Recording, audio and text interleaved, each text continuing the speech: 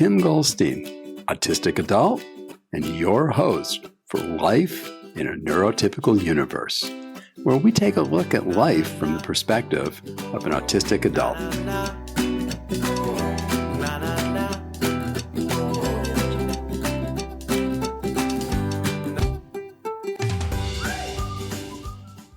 This is another episode that I recorded back in November of 2019.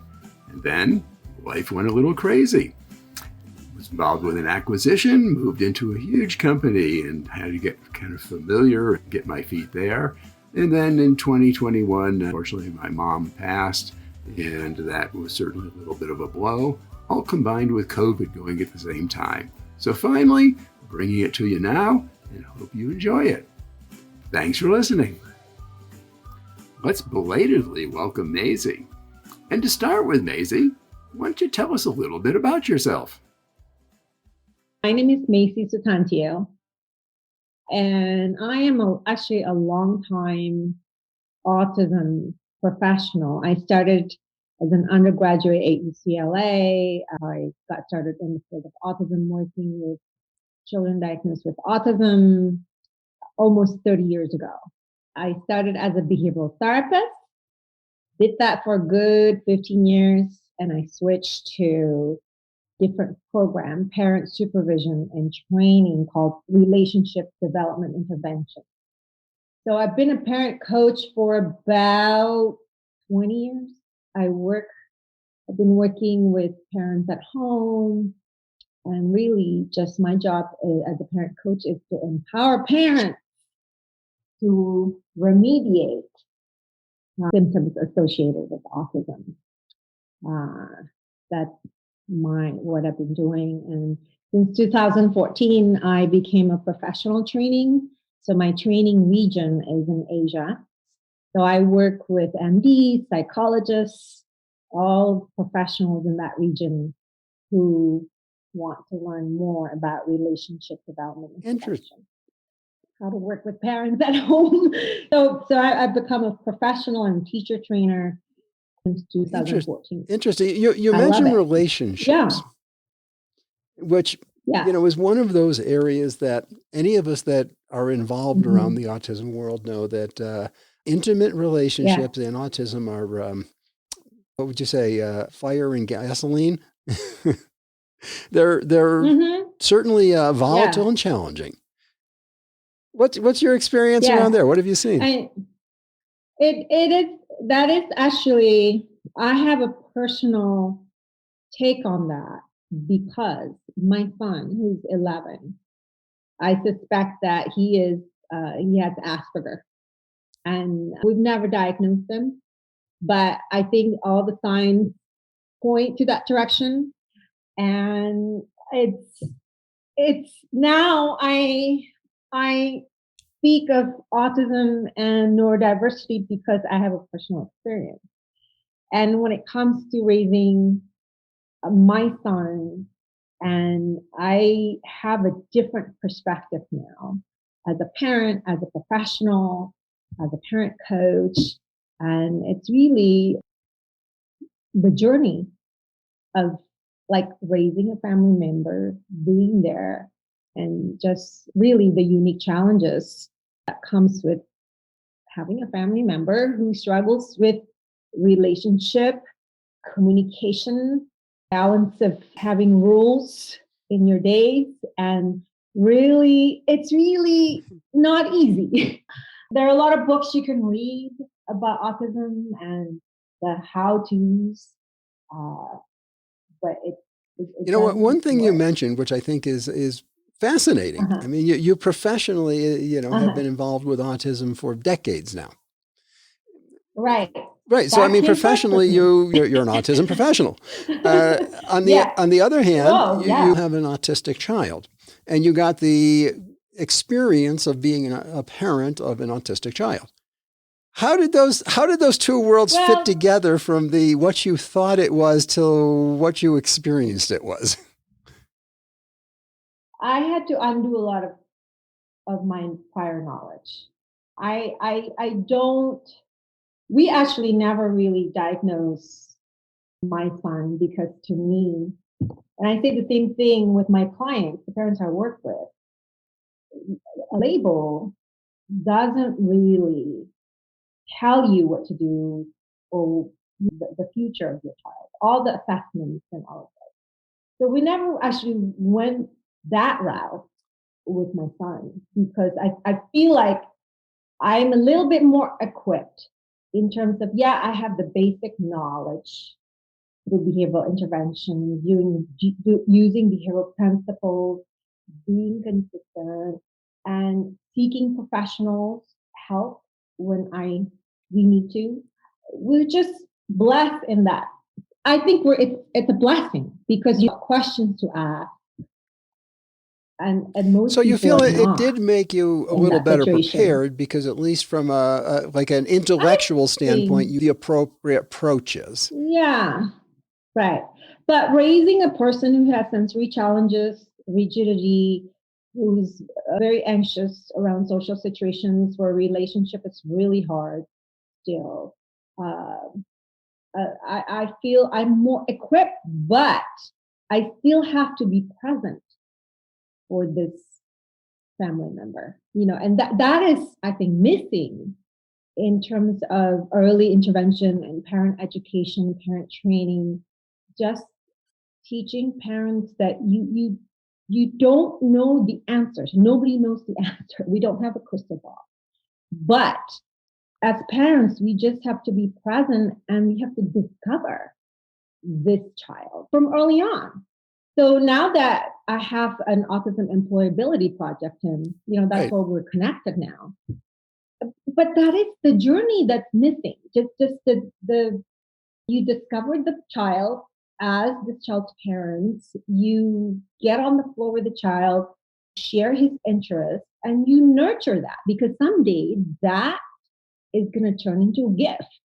And with working and talking with employment specialists, for example, they have limited number of funding to get to know a client, to discover the client and present the client to a potential job situation. That's very limited. So we have many, many parents of young adults now who just don't know where to go or what interests that the young adult might have.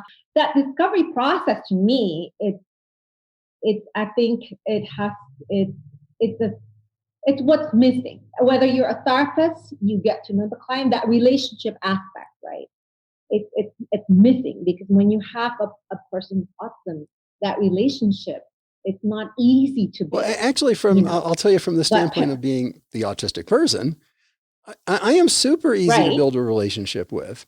And if anything, I am too easy to build a relationship with in that I will accept people that maybe I shouldn't. Don't have good discretion. I basically take people at face value. And if they seem like a decent person, then that's it. I mean, we accept each other and life moves on. There's no there's no big deal around that.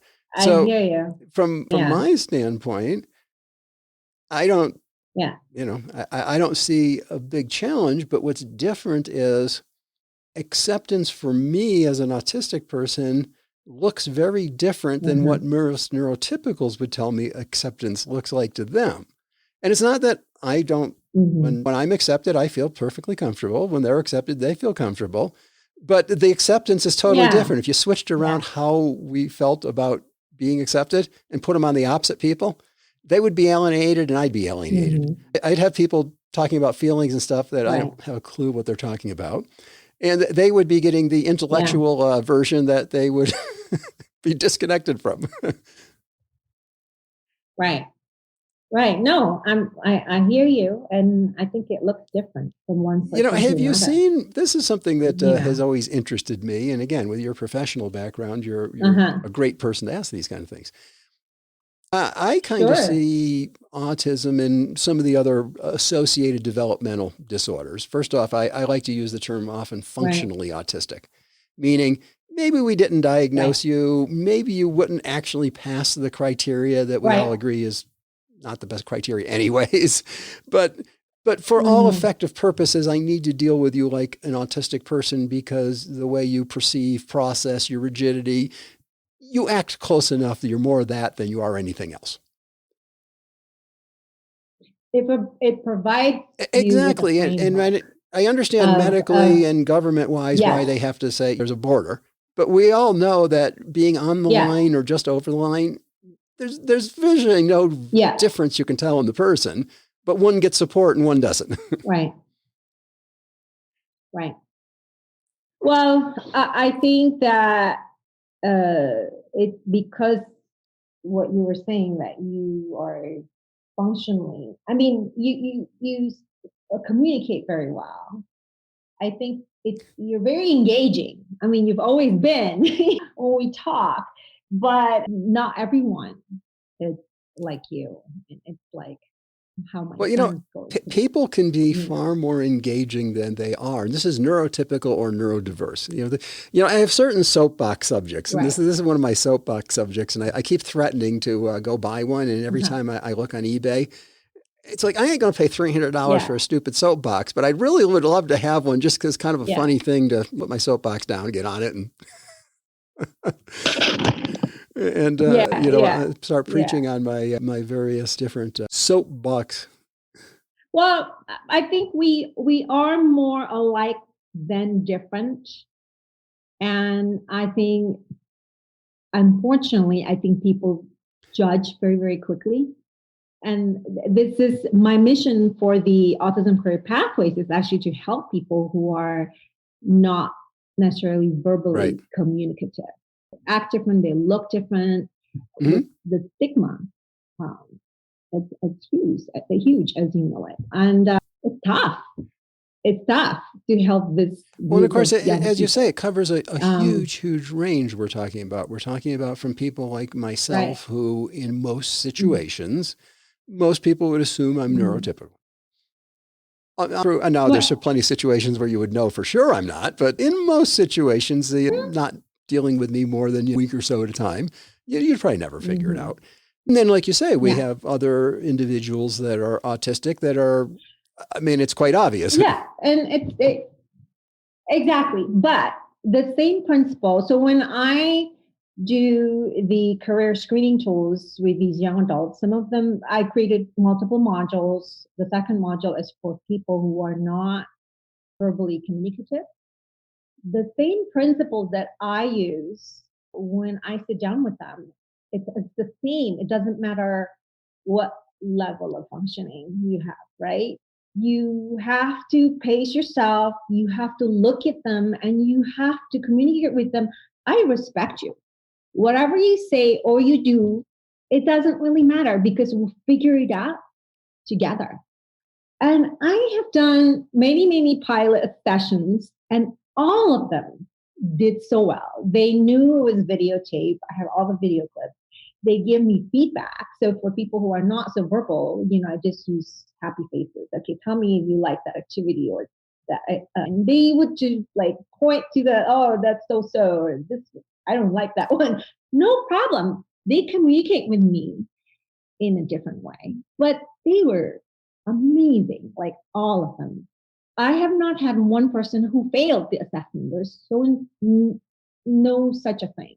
So what I'm saying is the basic principles of treating others with respect, whether you look different or act different, that's really the essence of relationship. And that's really what I want to help create. Because really the assessment takes about an hour? I feel like at the end of each session, I feel connected to that person. And I've never had any problems, no behavioral issues, none of these. The parents usually warn me, I don't know if that person can do this. They're the ones who say, my son can't do it, or potentially my son will get anxious. But I've never had that issue. But what I'm saying is, whether you're neurotypicals or you're neurodiverse, I think there's that common, you just treat others with respect and you sense that energy, and that's really how I like to put it a little different way, but I think we're really getting at the exact same concept when we get to the end. See, I like to say that they're really, you and I are completely different from each other. And if we start from the basis of we have nothing in common, I think we actually build a better Right. bridge together because we have to build it piece by piece, as opposed to starting with Right. and I think this happens all too frequently. People start with the only experience they know, themselves. And then they start going, this person's like me, Right. but, and then they start making modifications to themselves. Makes sense because it's all we know. But if you do that with an autistic person, Right. I am convinced you will never get it ever because we're not anything like you to start with. What we perceive and what we process in our brain is nowhere near the world you're perceiving and processing, even though we're looking at the exact same thing. I love to use those, I don't know what you call them, there's got to be a name for them. Those pictures that when you look at it one way, you can see one thing, but if another person looks at it, they see another thing. I think that's a great example to me of the difference between somebody who has autism and somebody who doesn't. Is you're not saying that we're looking at different things. We're both looking at physically the exact same image, but we're seeing two completely different worlds in that image. And I think that's the part people are missing. Two different perspectives. Yeah. Yeah. And actually, those two different take or different perspectives, they very much can complement one another. I just like, if you have a company and you have people working for your company who can think outside of the box and be able to pass their best personality traits to other people with different abilities, that's a great company. It's a people. It's funny though when you say that one of the very common traits amongst autistic workers is we will say what comes to our mind. I mean, extremely common. Definitely not a common trait amongst neurotypicals. Neurotypicals will normally censor based on who's in the group and who's listening and how they think it will position them. Well, guess what? Right. Companies don't like being taught that saying what you actually know and think is valuable. They don't like to learn that. They want to think that what management came up with was the perfect answer and everybody is stupid and has no concepts underneath it. I'm not saying all companies. I'm saying the vast majority seem to work that way. There's some leading ones that don't work that way, but we'll say the vast majority seem to fall more into that mold of they take what could be a huge strength to them, that different perspective that they don't see. And instead of taking it and saying, gosh, they should look into that. That seems like maybe there's something there. They instead go, well, you're just a whatever, and I'm the CEO, so I have the right answer. And they totally dismiss it because maybe it was because the person didn't express it well, which is part of their condition. Yeah. And that's missing common language. I think people with autism, they are brilliant. My son can notice things that, like, he notices shapes and small changes. The scoreboard that looks different from this week to last week. I'm like, what do you see? But he doesn't talk about it with context. He doesn't, that part, the little things that neurotypicals need in order to process information, the context and the nonverbal communication channel, that it's not there. So I think if we can help the neurotypicals understand that all these ideas that they're not the neurodiverse people come up with, those are really I like to say it's so funny that companies, what's the saying they always use? Think outside of the box, right? I mean, we've heard that so many times. We're just sick of hearing. Think outside of the box. It's not easy. Except, most companies do when you bring in an autistic thinker that doesn't even know what the box is. We can't do that. That's too far out. That's too different than what we do. Oh, that's too radical. Well, why did you ask for radical ideas if you don't want any radical ideas? Exactly. All you have to do is actually just use a visual strategy, use diagrams. So I love your tip sheets. Those are brilliant tips, and I could actually take your tip sheet and develop a parent curriculum site, the family curriculum, because these are really very useful strategies to understand. I used to do that with my son when he was younger. If something happened in school and he couldn't communicate with me and tell me what happened, I would just use drawings to just that's thinking outside of the box. So your tip sheet. We should work together. And there's one tip sheet we should work together and create. And for those of you who are listening in and haven't seen my tip sheets, I do a variety of different tip sheets that are 10 tips for in different situations. One's for managing a person that does have autism, and other one's for the coworker of a person with autism. There's one for how to interview people that have autism. But I don't have one that's for children. I mean, that's not it's not my strong suit, but what I'm finding out is my strong suit of being able to put into words the concepts of how a lot of us autistic people think and process applies to children just as well. Absolutely. I think it's very applicable. One thing that came to my mind from your tip sheet is context. Context, just processing context, giving context. That is something that doesn't come naturally for people with autism. So it's something that I think it's actually a very useful tip that I tell my clients, parents, don't just say no, don't do that. Provide the context. You model it. You walk them through it. Then they get it. Like, oh, okay, and that is very applicable, I think, in many situations. Also, when I talk to autistic young adults, for them to know the context before they enter the situation. That's already, it helps them to anticipate. It helps them to know, okay, here's my plan B. So I think that's just one tip on that sheet. Context that's applicable across. Well, I think that's applicable, truthfully, to all humans. It doesn't matter autistic or not. It's just with us autistic people, you'll get a little more violent reaction if you just tell us no and don't give any reason about why what we thought was yes is a no. It is. I guess for neurotypicals, just processing and using context just comes. But you kind of just suck it up and say, okay, it was the boss that said no on it, so boss is important, so okay, I'm not going to worry about it. Whereas we say, no, the fact is damn right and the boss is wrong, period. Yeah. I mean, you learn. I think for us, you learn through consequences. I mean, that's how you have a template, and that your template just keeps expanding, through your experiences. And for people, I know for my son, an example would be, we were watching baseball, but the coach is always like covering their face because they don't want the TV cameraman to capture. So my son was asking us, and so that's an example, right? The context is like, for us, we don't even think about it because we see that all the time. But so, I mean, for me and my husband, we get that because, the wiring is a bit different, Tim. And it's not something that understanding context is the subtlety that I think people with autism have a hard time with. But once you translate that for them, they like, oh, okay.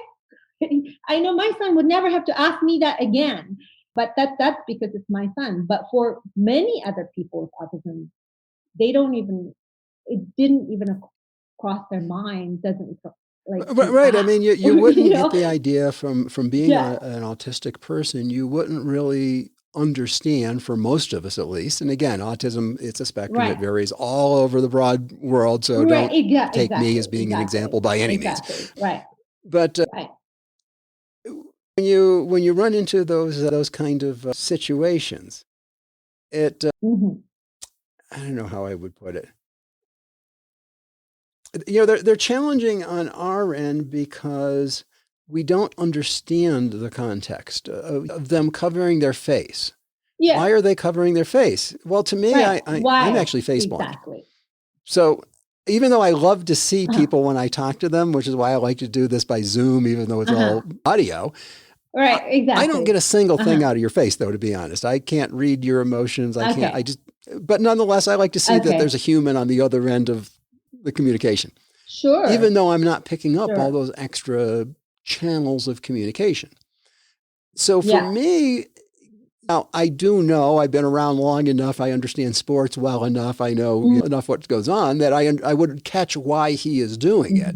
because most people would be able to pick up what he's feeling and thinking just by his facial expressions. Yeah. But the reality is, I only know that by having studied enough things. If I hadn't studied all those things, which are not normal things unless you're going down the path you and I go down, you would have no clue that autistic people they can't read your face. So it doesn't matter. So even when you're standing there, maybe as a manager, and you're talking to one of your autistic employees, and you say some remark, but then you do it with that sarcastic kind of, whatever kind of thing. I actually think that you meant that truthfully. Well, yeah, exactly. But I think you are very much right in that, because of our history and our experiences. I think most people, I mean, in your life and also for my son, I think there is safety and comfort and having parents or your wife, your loved ones, your family who really get you. And there's no shame when you don't understand something. Well, it's kind of funny when you mention that, because this has actually been an interesting challenge with my wife and I. I was only diagnosed about 5 years, because it's coming close to 6 years ago. Yeah. We'll be married 35 years at the end of this month. So in other words, at least 29 years of these, we had no clue that Tim was autistic. Tim was just very different than the rest of the world. Right. And that certainly introduces challenges when you're dealing with these intimate relations without even knowing the person is autistic. Now, once it's autistic, now my wife does laugh at more things than she used to. It's just Tim being Tim again. Oh, well. Right. Well, that happens to us like all the time. But on the other hand, I was going to say it has helped her quite a bit, though, because now when I say something and it's impacting her in a negative kind of manner, she actually stands back and thinks for a moment about, okay, he is autistic. Yeah. Is there anything that seems like he's really meaning this, or is he just being logical and using precise wording that just happens to emotionally evoke negative feelings? So it has helped the understanding. I won't say it made the problems go away by any means. We still have to work through the problems, but at least now we know what the problem is we're facing. And this is, I'm sure, true with dealing with autistic children. The problem doesn't go away, but once what that problem is that you're actually facing, it's a whole lot easier to go find out a bunch of experts that can suggest good methods to approach it, as opposed to saying, Tim has a short temper and a hell of a short fuse. I mean, what do you do with that? Whereas autistic, good. Now you understand why I have a short temper and a short fuse at times. But I think that you and your wife, you're invested in this relationship, and this is why I think the way the early intervention trend is or has become to this day is that the parent education, I think, is very lacking in terms of helping parents to really understand how to build a strong attachment and relationship with a child. I'm with you a bazillion % on that one. What just disgusts me, I mean, just totally disgusts me, is when I pick up magazines that are oriented towards the parents of young kids that are autistic. And half the ads I see in there talk about, we will make your child indistinguishable from somebody with autism. No. Hey, I wouldn't want to be indistinguishable. I'd rather be known for who I am, which is, it's the brilliant guy that's a pain in the ass. Cool. That's a lot better already. But to me, that's where it starts out wrong is instead of starting with educating the parent that they have a unique child that has amazing potential. We start with, oh, no, you want them to be like you, of course. Everybody wants their kid to be like them. Yeah. And then they play that game of we're going to turn them into a neurotypical. And I am convinced that has a lot to do with why the statistic says that if you have autism, 38 years old, and you're going to be dead. There's way too many young autistic people who essentially their entire life have been told they're wrong, they can't do it right, they are not worth anything the way they are. And by the time life gets hard, like we say, that 16, 17, 18, and then they hit another hard period if they do go to college, and the transition at 21, 22, 23. They make it to, most people are not college. Right. And you end up with, unfortunately, way, way too many suicides. But what do? We're actually encouraging that when you think about it, because we don't teach the parent to value the child for who the child is. We're telling the parent right in the advertisement from the get-go, everything we're going to tell them is, we will make them indistinguishable. Well, good. Put that pressure on a kid and see how well they do. Yeah. It's horrible. Horrible. Let's say you have a 2-year-old who just received a diagnosis of autism, and then, you have this sick report with numbers and statistics, and on the last page you have 5, 6, 1, 2, 3, 4, 5 to-do lists for the parents, and then the parents start making a ton of phone calls to insurance companies, and it's usually the behavioral interventions. You get put on the waiting list. It's very minimal. Right. Nobody sat down with the parent, and I mean, they may have, when they got diagnosed, the doctor, if the doctor or therapist, whatever, was good, they may have briefed the parents a little bit about, this is kind of what autism is. But I mean, in a half hour or 45-minute session, you can only cover so much of something that is so complex. No. And they can suggest some ideas of, here's where you can kind of get this kind of help, this kind of help. Yeah. But there's nothing at all that I've seen personally, maybe you have, that actually teaches parents of autistic children, which, by the way, are frequently autistic themselves and don't know it. Genetics. It's amazing how that 80% just carries through. I don't know. But well, no, also nobody talks to the parents about that you can, that you can actually, if you work with the kid, get them to get involved with what that interest is. And that interest may seem like the weirdest thing to you in the world. I mean, studying bugs seems pretty weird to a lot of parents. But we need people that do that. And maybe this is the new scientist that in 25 years is going to be revolutionizing that study. But instead we tell them, no, don't study bugs, don't study bugs, don't study bugs. Do your homework. Right. I know. Nobody gives the parents, or just empower them to say, don't read too much. There is such a thing as too much information. So we have parents in crisis trying to go it's internet and Facebook group this and that, and then boom, you start the therapy, intensive therapy. When I was going to UCLA, because it was a research program, it was 40 hours a week of one-to-one intervention with non-parents, with trained students, right? I'm not saying that therapies are bad, but I think when you think about just a young child who still takes a nap and still needs to, the childhood is not there anymore, because your child is then taken away. It's just therapy. So mom is usually the driver. So you're not the mom, the parent anymore. You're the driver. And dad has to work very hard. Because most of these insurance companies don't pay for this stuff. So dad's working hard to actually pay for a lot of this private stuff. And yes, you have parents thinking like, unless I'm able to give my child this 1, 2, 3, 4, 5 on this checklist, then I have failed as this child's parent. So it's sad. I mean, and then before you go through all these million types of therapy, before you have a 15-year-old who's not successful at school, before you know it, you have an 18-year-old, 21-year-old, and aging out of the system. And the answer is, as an adult on the spectrum, there's virtually no help available.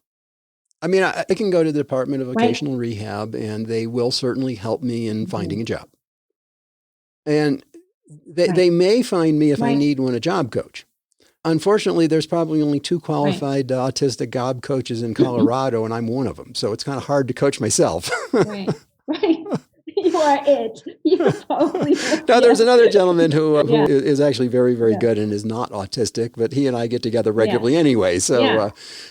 I mean, that Yeah. certainly is a help, but that's not going to help me Yeah. understand the condition of autism Yeah. and help me kind of get my whole, No.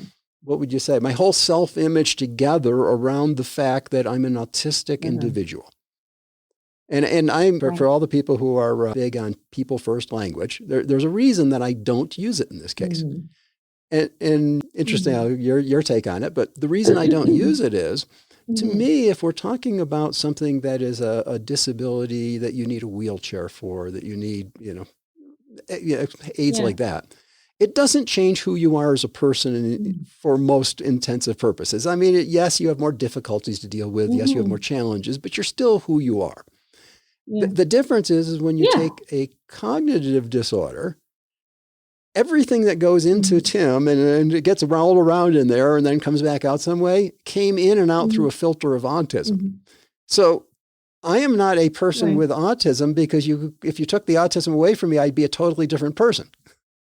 I'm an autistic person as Right. opposed to the person in the wheelchair, whereas if we Right. could cure their issue, Mhm. they are a person with a Mhm. disability. And if we can cure the disability, they're still the same person.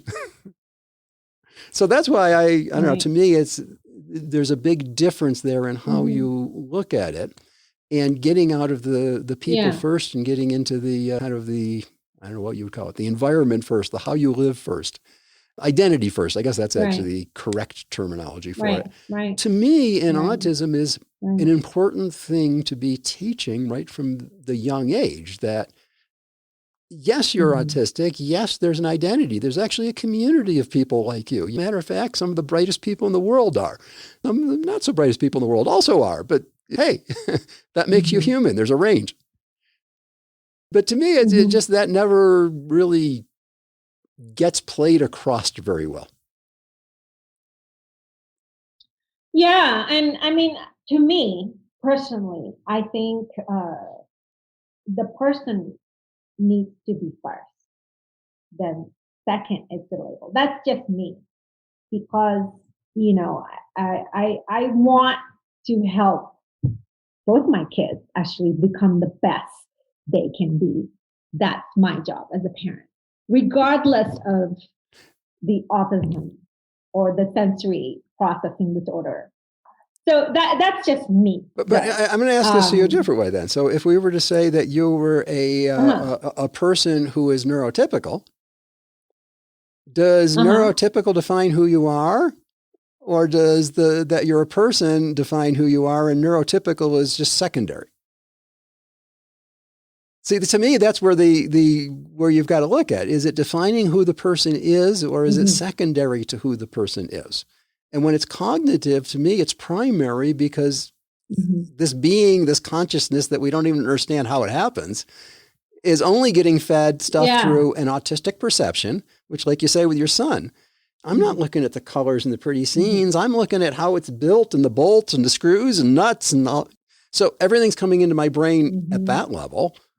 I'm processing it at that level. mhm, There's no mhm. awareness of emotional processing going on. I mean, my body is doing a certain amount hormonally and stuff, but I'm not particularly aware of it. And then you reply back to you Yeah. and you'll get Tim. But to me, that's where the Right. difference is does it have to go in and out through this interface that will cause you to be a certain way? Or is it Mhm, secondary to you? In which case, if we changed it, your life will get easier mhm, because you don't have to use a wheelchair. So that's easier than not having to do the lifts and all that stuff. But mhm, you're still the same person. You mhm, didn't change anything about him. mhm. So that's my viewpoint, at least, is Well, yeah, maybe it's hard to put number one, number two kind of thing, or what comes first. Maybe they just kind of just well, work that's the advantage together. of black and white Like, thinking. See, is for us, we can be absolutely right. 100% sure that it's this with no basis other than I know.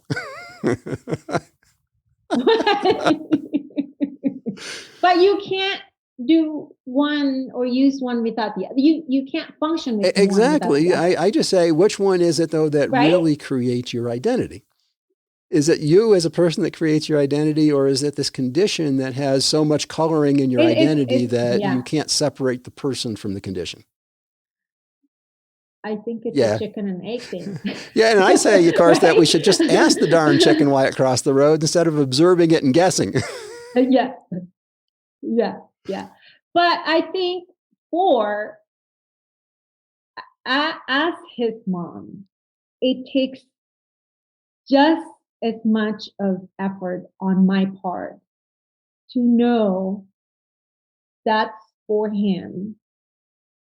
And in order for him to get there, I need to remove myself. Which is hard to do as a parent often. It's very hard to do. And this is so hard to do, even for me as a professional, autism professional. It's very hard to do. And just the way we use communication and how we indirectly influence and help them to be an independent thinker, even though it's not correct. Letting him make mistakes so he can learn not to do it again or do it different. It's very, very hard for the parent. But I think I am maybe better equipped. But this is something that I wish there's. It sounds like, you came in super well equipped because of your professional credentials and experience. But it's really interesting how you're speaking about, even though professionally you are about as equipped as you can get to deal with autistic kids as possible. Yeah. But when it became being a parent, it's really interesting. All of that equipping that you have that is more than enough to get the job done that you need to do is not enough to be a parent of an autistic child. Not enough. Not enough. I really have to be the better person. I have to be the adult. I have to be the person who can put aside my needs and my frustration because, I believe in him, and this is something I wish that all parents, recent diagnosis families would really start with this, like having the belief that no matter what the professionals tell you, you do have to be in the driver's seat. And that's easier than done when you have super complex kids who are aggressive, who has tremendous sensory challenges, who runs away, it's complex. I know that. We take families from all over the world and we work with them 1 week at a time intensively every day. And they bring the whole family. It's really a family training. And it's not easy. And it was a humbling experience for me to see how we're always black and blue every day because we have a kid who's aggressive. You can't go out to eat at a restaurant and this and that. It's tough. It's a really hard life. But I think just having the mindset of, I am this person's parent. We're here as a family for the long haul. We just do it a little bit at a time. And I think parents get very, very confused because the professionals, this therapy, that therapy, tell them. Well, and like you say, people search the internet. When they get the diagnosis, what do? They go home and immediately, actually probably on the drive home, they're surfing on their phone already. And then they get home and now they really dive into it. And they're searching for all this information out there. And you and I know that when you go searching, there's a tendency to find a lot more of the oddball weird stuff than there is to find the actual mainstream stuff. Yeah. And then they get all these weird oddball ideas that have been, in some cases, proven completely wrong. In other cases, never proven to actually work. No real documentation one way or the other. And then there are certainly some very proven methodologies that do work, but they don't find those first. They find all this weird stuff because I guess they promote better. They do. Well, behavioral intervention has been around. And I personally call that, that's Pavlovian primary conditioning. And I think that's personally part of the challenge we now have with autistic kids becoming autistic adults. Yeah, I hear you. When I grew up, and I graduated in 1977, and I was actually evaluated for something in elementary school, and I was totally fortunate that they had no clue what autism was, or I probably would have been, at that time, would have been institutionalized. Yeah. Instead, they just decided and told my mother I was too much like her, and that's why we didn't get along.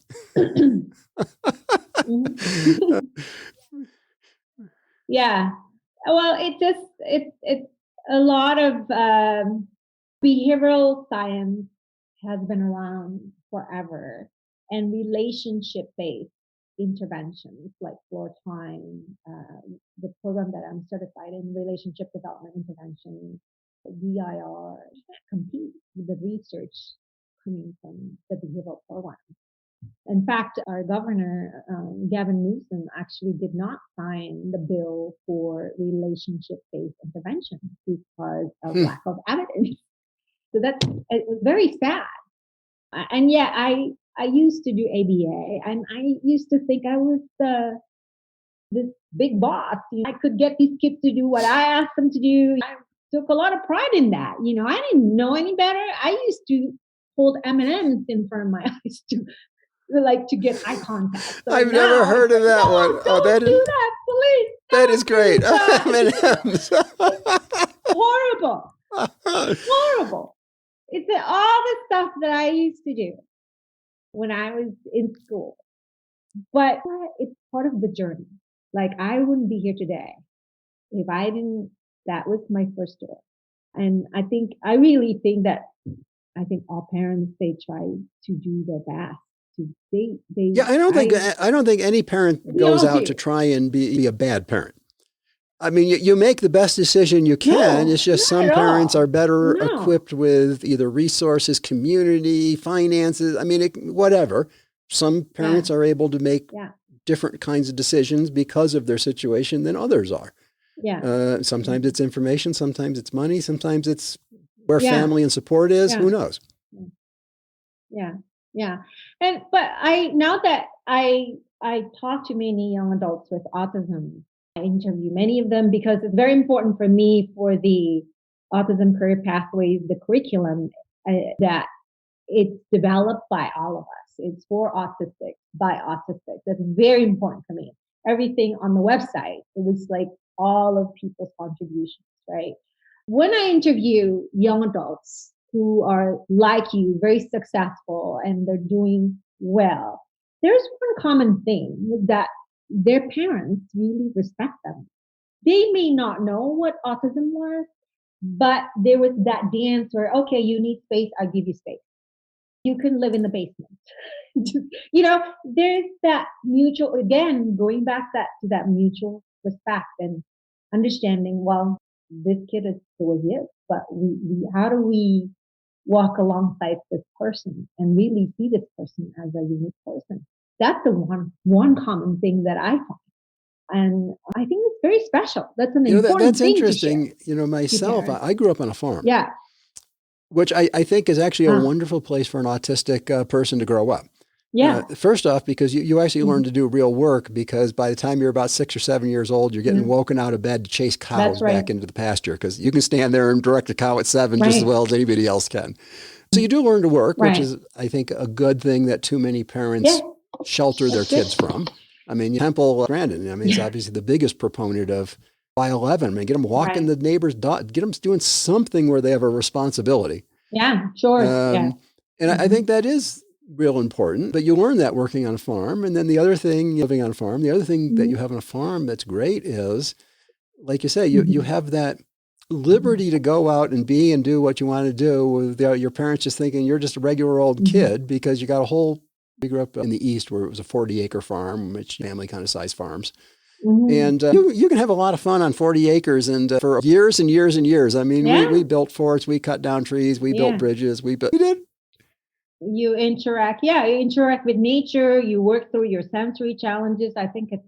And unfortunately, right now with kids, it seems that I mean, first off, being a suburban, urban child takes a lot of those opportunities away. But even worse, now being a suburban, yes, exactly. Basically, you don't even have that opportunity to go out and just be a kid anymore. I was being told by, what was it? I don't know. I think it was at the Autism Society board meeting.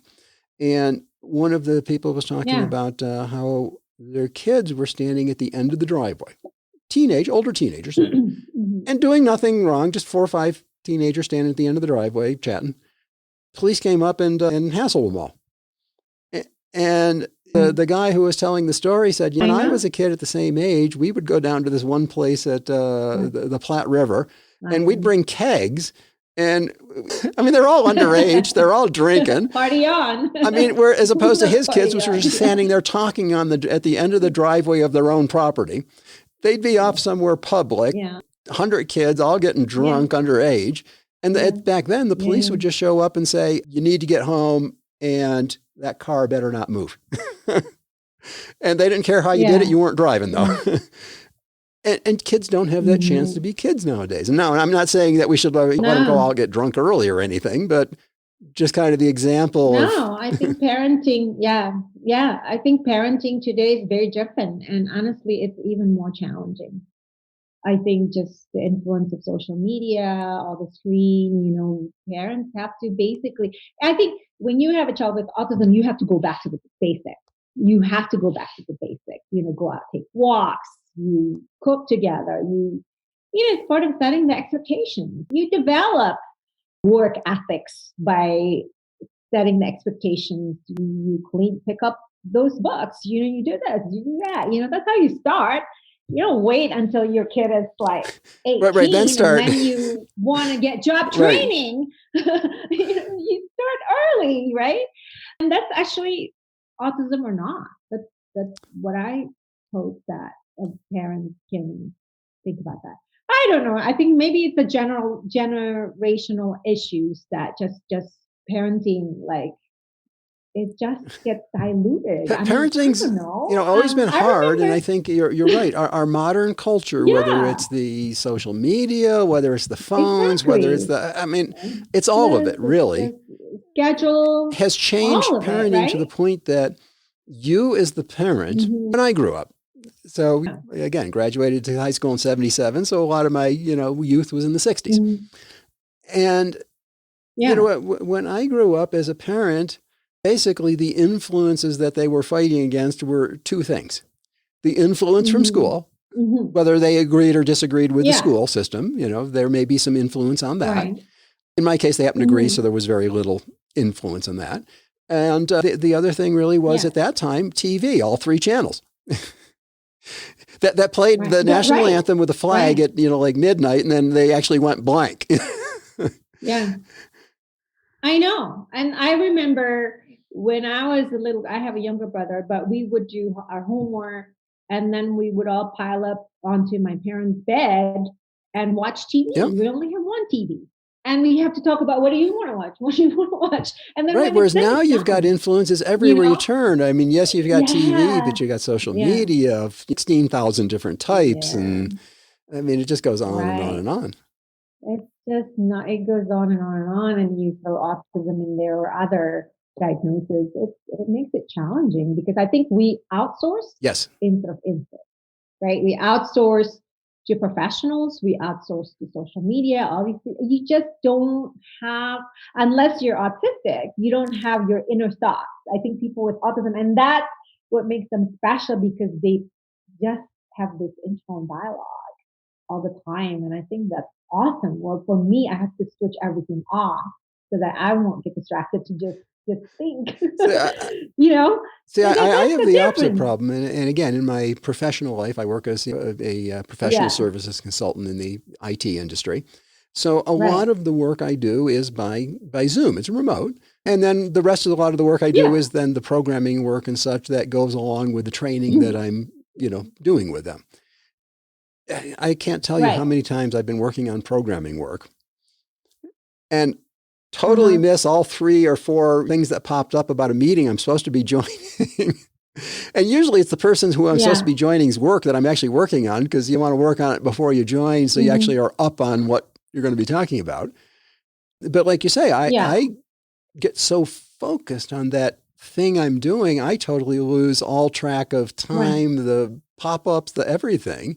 Whereas you have the opposite problem of trying to get focused enough to turn those other things off. Right. I just have the noise coming from the outside that it's really distracting for me. I think the quality of my work suffers because of that. And I think autistic people, they're the opposite. They're hyper-focused. But I think that's it is a strength, you know. but where it runs into a big problem is we live in a neurotypical universe. I mean, that's why I named this podcast Life in a Neurotypical Universe. And when you go in with a large amount of strength in areas that other people know or at least believe themselves that they don't have strength in, they may really, but it's really comes down to their own belief. You know, if they don't believe they have strengths in it and you come in with strengths in it, it's seen as a negative. Right. Well, like no, not like a weirdo. But it actually, I think that I think for some people, like I think the way it works is this person is making me feel stupid. I don't like feeling stupid. Matter of fact, I don't like people who make me feel stupid. And this is emotionally going on in the back of their head. And they're taking a negative attitude towards this person because this person is bringing them a concept or an idea that they just don't have their head around. I've seen this. I do some job coaching occasionally for Colorado's Department of Vocational Rehab. I think you call it VOR out there, I think, isn't it? Yeah. So every state has a different name for it. But if you're involved in the autism world and you're an adult or transition and you're trying to get a job, get a hold of your DVR, VOR, whatever you call it in your state. VR, Reach out to them. Trust me, even if you've never been there, reach out, go visit them. It can make a huge difference in your life. They can be great help. Yeah. But I'm going to jump subjects, but this is something I've been wanting to ask you about. Again, you're dealt with, children a lot. You're dealing with adults more and more as your child, gets older and all that. And of course, dealing with families. Right. Do you see a difference in the nature of what you have to deal with between children and adults? See, I am convinced that it's almost like a two-phase type condition. And you're dealing with one side of it as a child, which really the side as a child you're trying to do is give them enough socialization that they can not kill somebody, not kill themselves, and get by. In an adult, you're really trying to teach them how to deal with very complex situations that do not necessarily compute in their head. So to me, they're very different in how you have to approach them. Of course. But we've never developed the adult version of how to approach them. We just have the child version, and I think they try to apply it to adults. I think it depends on the person. It depends on the person's level of self-awareness, and cognitive understanding or abilities. But I think the foundations are the same, in terms of, like when we talk about just communication in general, for them to understand how to monitor other people's communication intent. It's both ways, like monitoring, like the social referencing, the joint attentional and all that. It looks different for autistic people, but I think for young children, I think it's easier to create opportunities because you just have more, like through play and through like just doing stuff together, as opposed to like a young adult. They're more set in their ways, I think. They like to do their own, usually it's related to video games or just doing things that they like, YouTuber and things like that. So it's harder because the need is still there. The missing foundations are still there, but it's just harder. I think with teens and young adults, you really, again, have to respect them. We have to see if we can get their buy into, I need to work on this. Like, why do I bother to work on this? So why bother? It's not the skills, because I think a lot of adults have the skills. They know because they've been through a lot of therapies, being told, okay, if you are at the party, this is what you say, this is what you do. They thrive on roles in many ways, but they don't have, because of the missing foundations, they don't have the why bother. Like, why do I bother to do that? Why do I want to do that? Why is that should be important to me? You know what I mean? And again, every person is different, but I think that's the challenge. I think young kids versus teens and young adults, because we always want to think about age-appropriate activities and opportunities, and it's just different. I think in some ways when you have a young child, it's easier as opposed to like teens, and so that's Yeah, I would agree. When you're dealing into as you get older, the teens and into transition age and up to adult, you're dealing with set ways of thinking that got set over a period of time, and now you're trying to change a thinking process, which is very difficult to do. Right. And the reason it's difficult, and I get asked this all the time, is when it's dealing with a company, how much should the company change and how much should the autistic employee change? And everybody thinks it should be 50-50. Well, we can prove it can't be 50-50 because by definition of the autistic employee, they're lacking the things they need to meet you 50% of the way. So it's more like 75-25. I'm not letting us off the hook. I mean, we got to learn some things too. Yeah. But it's really, unfortunately, it's more 75-25 where more of the accommodation has to come from that opposite side of understanding us than it comes from us trying to change and be like them. Yeah. But I would also think that there are individual differences. Maybe for one person, it could be 75-25. Oh, it varies. I think there's that's why the initial investment, and that's why I created the career screening tool and the video portfolio, because that I think represents the individual better, not just the skills, because now everything is skill-based, but I'm trying to eliminate what goes on underneath, including the person's interests and just potentials, as opposed to, that person can do data entry, that person can communicate, I've done this many things, the reporting part. So I think that's the challenge. If you rely on just standard verbal interview, it's very hard. If somebody wanted to reach out to you and engage you for the family, I mean, you do so many different things that, it's kind of like a one-stop shop for somebody autistic. I mean, you can handle them from right diagnosed as a child right on through getting them into the work world. After the diagnosis, you can step in and help the parent. Afterwards, you can immediately step in and say, okay, now let me help you understand what they didn't tell you. So you've got so many things to offer. How can somebody reach out and get hold of you? Well, Maisie at autismcareerpathways.com. That's my email, and my name is MAIS as in Sam, IE at autismcareerpathways.com. As seems to happen frequently here on Life in the Neurotypical Universe, Maisie and I were having such a good chat that we just kept on talking and kept on recording. We ended up with so much material that it makes 2 episodes. This is kind of an arbitrary cutoff, just a good place to stop for episode 1. And I'll be uploading episode 2 about 10 days after this one. I think you'll enjoy listening to both of them because Maisie brings a really great insight from both her experience of studying and working with autistics and having an autistic child. So come on back, enjoy episode 2. We hope that you've enjoyed another episode of Life in a Neurotypical Universe. Please, if you enjoyed this, share it with your friends. Go take their phone and subscribe. It will help us all out. If you want to know more about neurodiversity or have any questions for me, you can reach me at my website, timgoldstein.com, where I'll be more than glad to help you as best I can to navigate through the neurotypical universe.